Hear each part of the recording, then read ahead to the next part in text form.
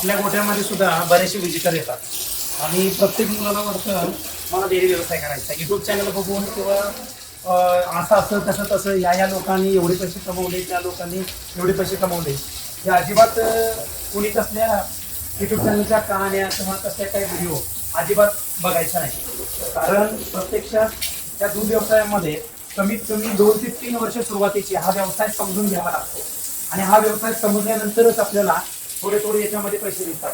पण सांगायला झालं तर या डेअरी व्यवसायामध्ये आपल्याला की अशा गोष्टीची कामं असतील किंवा अडचणी असतील, या अडचणीवर तुम्ही काम करणं हे अतिशय गरजेचं आहे.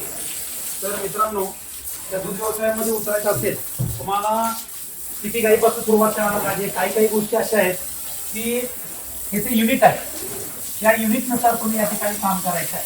तुम्हाला गोठ्यामध्ये जर गाई या विषयामध्ये उतरायचं असेल तर सुरुवातीला गाईची संख्या ही 5 ठेवा. एका महिन्यामध्ये 5 गाई भरून ठेवा आणि 120 ते 125 दिवसानंतर त्याच्यामध्ये 3 जनावर ऍड करा. म्हशीमध्ये सुद्धा तशाच पद्धतीने करा. एकदम म्हशी भरू नका किंवा गाई भरू नका.